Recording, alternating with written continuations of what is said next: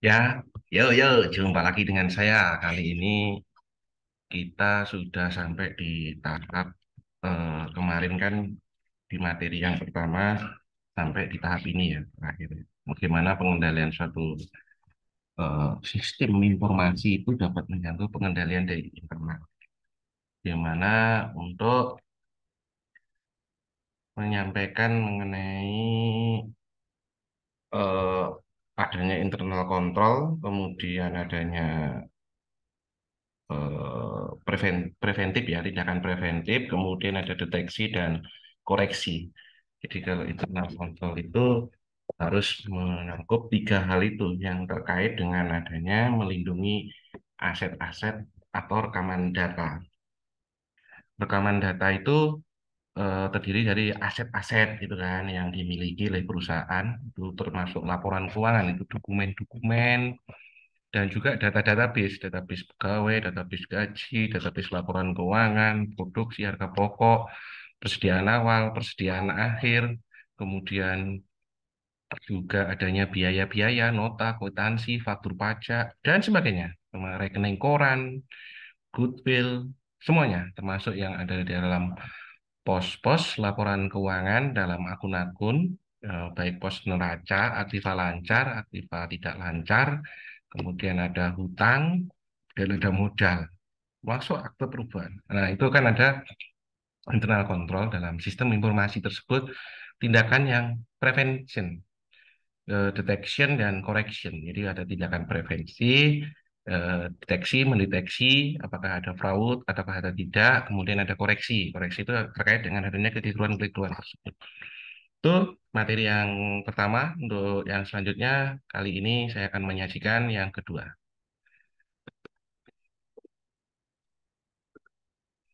Contoh selanjutnya adalah bagaimana kita menjelaskan mengenai penerimaan dan pengumpulan uang tunai dalam proses dan kontrolnya. Kita mulai ya, bagaimana prosesnya. Itu kan pertama pasti dimulai dari receiving ya. Kemudian ada billing, kemudian ada warehouse, inventory control, sales, account receivable, cost dia bersemen, dan kemudian general ledger. Dari receiving itu diproses dimulai dari adanya eh, proses ini ya. Eh, Ntar saya agak kacamata saya agak ini apa namanya kotor. Perlu saya bersihkan terlebih dahulu. Kemudian dari base return goods from customer, kemudian ada refresh tracing report, itu kan dari ke billing. Nah, billing ini mematching receiving report dengan with original eh, original sale invoice. Jadi mematchingkan yang diterima, laporan yang diterima dengan data yang sebenarnya di billing ini. Nah, ini kan metode billing pembayaran ya. Kemudian kalau di warehouse ini tempat penyimpanan semua dengan adanya flowchart, yaitu misalnya cek pada kondisi eh, ini apakah dapat dijual kembali atau tidak. Kalau tidak, itu langsung ke repairable, jadi artinya di retur, diperbaiki dan sebagainya. Kemudian jika tidak, dispose of scrap. Jadi di apa namanya akan nanti dihapus gitu kan. Kemudian kembali ke record return, update sales, diperbaiki, kemudian dikembalikan. Nah, ini ada pembuatan, nanti ada nota retur, faktur pajak retur, dan sebagainya. Kalau tidak langsung dari opsi yang pertama, yes, itu return ke warehouse, langsung kembali ke gudang. Yang pertama pemesanan, kalau dapat diperbaiki, iya langsung di repair dan kembalikan barang tersebut ke warehouse-nya.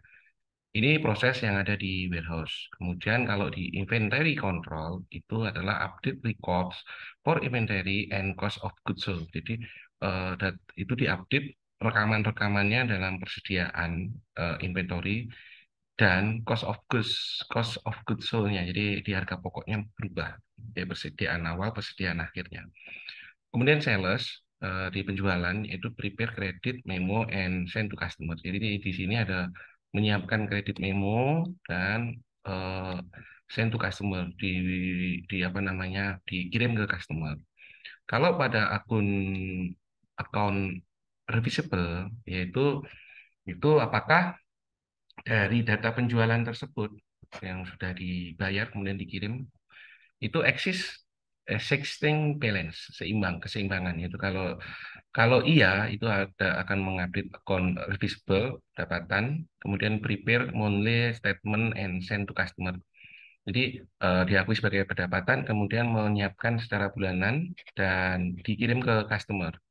Kalau tidak, itu ada ke prepare refund, check and send to customer. Jadi apakah ada pengembalian dari cash di disbursement tersebut ke konsumen, kemudian ada update cash record, mengupdate recordnya berapa.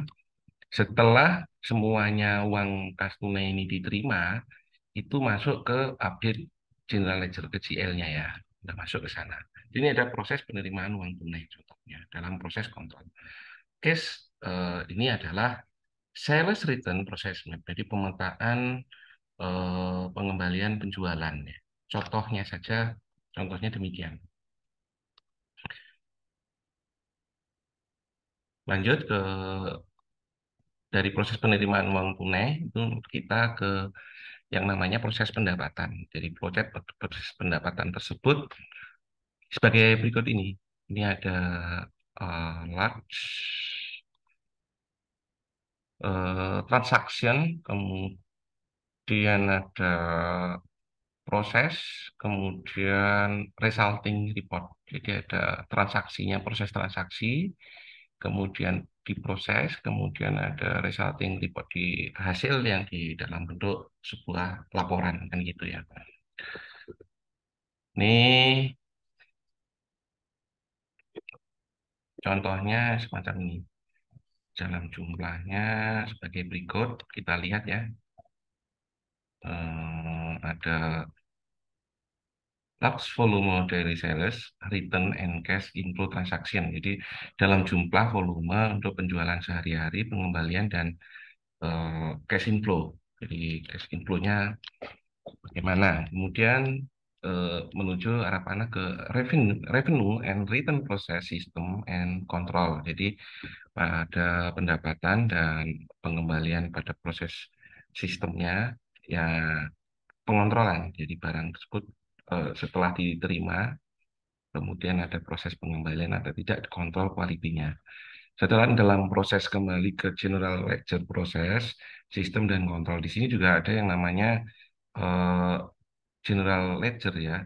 Bukan, maksud saya general ledger proses, sistem dan kontrol. Tadi pengontrolannya di general ledger. Kemudian ada input yang kedua dari ke general ledger ini ada masukan ada beberapa nih, tiga ya, tiga layer, tiga hal. Kemudian log volume daily forecast return and cash outflow transaction, large volume of periodic payroll transaction, jadi mengenai payroll gaji. Kemudian ada it maintain fixed asset purchase transaction, jadi ada untuk aset lancar pembelian baru. Kemudian ada eh, yang ketiga tadi layar ketiga yaitu ada large volume daily flow material work in process transaction yang kemudian dikonversi menjadi proses pada setiap langkah pasti ada sistem dan kontrolnya apa kan gitu. Kemudian ada investment pinjaman and capital transaction. Jadi ada arus kas investasi, pinjaman, nanti di liabilitas dan kapital modalnya. Apakah ada penambahan modal dan sebagainya. Kemudian dari proses-proses investasi, borrowing, and capital transaction menuju ke administrasi proses dan sistem kontrol.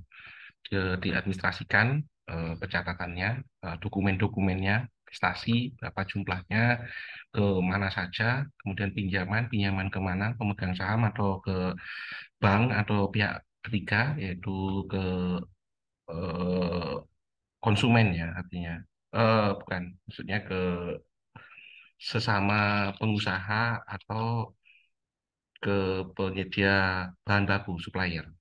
Dari proses ini lari ke general ledger, proses, sistem, dan kontrol. Kemudian ada yang tadi, yang dari ada penambahan aset, semuanya yang dari layar kedua ini masuk ke expenditure and return proses, itu ada ke belanja-belanja ya, ada biaya-biaya dan sebagainya, termasuk komponen yang dapat terkait dengan proses apakah pemotongan perpajakan dan sebagainya, PNBP dan sebagainya.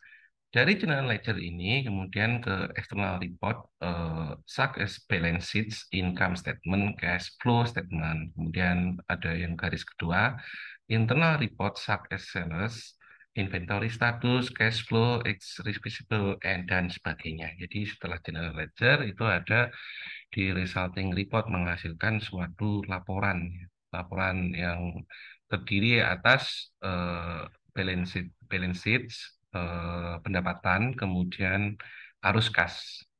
Arus kas jadi dari ada investasi, pendasaan, dan operasi. Kemudian kalau internal report, untuk kepentingan internal adalah data penjualan, kemudian inventory status ya, berapa jumlah persediaan awal, persediaan akhir, dan yang digunakan. Kemudian ada cash flow, arus kas, kemudian data-data yang terkait dengan barang-barang yang sudah disusutkan atau belum dan sebagainya. Ini alur bagaimana sistem informasi akuntansi itu dibuat dan dibikin. Untuk selanjutnya ini ada yang disebut dengan alur data proses konvensi pada diagram alir. Ada sales records, kemudian ada production schedule. Ini arah untuk perusahaan manufacturing ya, contohnya dokumen prepare manufacturing. Contohnya misalnya industri ya, dari data penjualan rekaman, data penjualan record, sales record, penjualan. Nanti kita masuk ke sales forecast, kemudian ada production schedule. Ini schedule terkait dengan bagaimana memproduksi jumlah barang yang dijual, kemudian ada prepare bill of material, prepare purchase requisition, kemudian ini ada proses manufacturing dokumennya apa saja yang terkait dengan di pembuatan industri tersebut. Kemudian ada production cost report, ada revision production schedule-nya, inventory status, kemudian cost accounting record-nya, mengenai beban biaya-biayanya, berapa persatuannya per unit, kemudian setiap unit terkait dengan jumlah pegawai, labor ya, berapa jumlahnya, termasuk gaji di sini. Kemudian dari di situ di routing, di slip, terus kemudian ada produksi order, berapa jumlah yang harus dikeluarkan. Nah, ada yang disebut dengan unit production, dan ada inventory status, inventory record-nya berapa, yang dari jumlah yang ada di kalau di sisi produksi. Kemudian ada inspect good, penelitian atas jumlah barang-barang yang diproduksi, yang dihasilkan. Kemudian mengupdate record. Setelah di-record berapa jumlahnya. Dari rekaman semua data yang ada dalam proses sales record, penjualan, yang dibawa ke ke dibawa ke data penjualan, ke produksi ya, produksi bagian produksi itu tercatat, kemudian di record, direkam, dan terbentuklah data GL. Nah, ini alurnya demikian. Ini melalui proses berbagai macam seperti yang saya terangkan dalam gambar flowchart tersebut tadi. Jadi ada biaya-biaya, jumlah pegawai, kemudian ada yang terkait cost accounting-nya ya. Biaya itu apa saja gitu. Bahan baku, kemudian periodisasi dalam misalnya satuan hari dan satuan minggu bulan. Nah, semacam itu. Yang demikian alur flowchart-nya. Untuk selanjutnya saya menjelaskan mengenai salah satu beberapa contoh yang ada di dunia ini atau di Indonesia. terkait dengan eh, misalnya yang sudah ada ya, yang saat ini banyak digunakan oleh para pengusaha industri di dunia maupun di Indonesia. Itu ada yang disebut dengan adanya Oracle, SAP, PeopleSoft, dan Cloud, Cloud berbasis Cloud ya. Itu ada rancangan sistemnya terkait dengan operasi database operasional, kemudian database warehouse di warehouse-nya. Itu supplier IT system ini ada contohnya ada tiga. Itu kalau kita pelajari di sini itu terkait dengan bagaimana eh, product development, finance, analitis, dan penjualan. Ada beberapa hal ya yang terkait di sini ya. Nah, kita sama-sama nih ada dari operasional, data warehouse.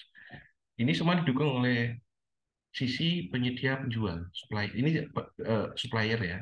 Kemudian ini customer. Jadi prosesnya ini input, kemudian ada sisi input ya, input, kemudian ada di sini ada proses,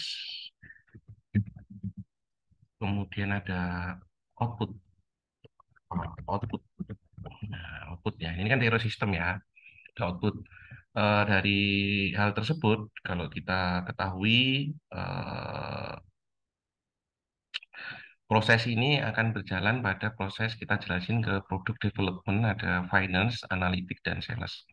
Di procurement tersebut ada di product development itu ada procurement, ada logistik ya, kemudian ada manufacturing, sumber daya manusia, dan customer service. Jadi kalau di bagian produksi itu terkait dengan pengadaannya, kemudian ketersediaan logistik, jadi mempengaruhi di persediaan awal, persediaan akhir, kemudian di finance terkait dengan adanya unsur biaya, manufacturing, atau produksinya apa saja, kemudian setelah diproduksi, kemudian di sini ada bagian analitik, analisa bagaimana penjualannya, apakah sesuai dengan limit waktu, metode waktu, kemudian jumlah unit dan termasuk harga ongkos yang harus dibayar kepada para pegawainya, stafnya, human ini and resources, kemudian penjualan adalah customer service, bagaimana pengemasan, pemasaran, promosi dan sebagaimana contoh sampel yang akan ke sistem IT sistem. Jadi di penjualan berapa jumlah produk, harga barang, bagaimana pengembalian barangnya, tata cara pembayaran, kemudian dokumen-dokumen apa yang harus diterbitkan, diterima oleh customer ketika melakukan pembelian, kemudian ketika jadi barang rusak bagaimana, dijelaskan dalam suatu sistem yang di dalam SAP contohnya, kemudian ada Oracle, PeopleSoft, dan Cloud Computing, Cloud yang sifat BIS ERP ya, Enterprise Resource Planning ya. Jadi sana di dalam suatu database yang tergabung di satu kesatuan di situ. Demikian contohnya eh, dari bagaimana kalau di SAP misalnya itu ya. SAP itu sistemnya view di ERP modulnya kita lihat ya ada analytics, ada finance, ada human capital management, kemudian ada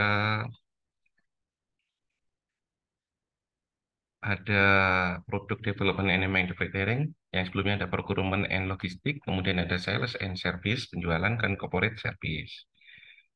Nah, itu apa saja? Kita lihat di sini ada kalau di analytics itu terkait dengan strategic enterprise management, financial analytics, operation analytics, dan workflow analytics. Kalau di financial terkait dengan financial supply chain management, financial accounting, management accounting, corporate governance.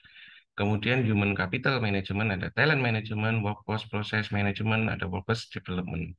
Procurement dan logistik terdiri dari procurement, supplier collaboration, inventory and warehouse management, input and outbound logistik, transportation management. Jadi terkait bagaimana proses transportasi pengiriman baik dalam negeri maupun di luar negeri, inventory persediaannya bagaimana, kemudian ada supplier, kolaborasi supplier terkait dengan bahan baku yang dapat dikembalikan, ketersediaan, kekurangan, dan sebagainya, kemudian ada procurement.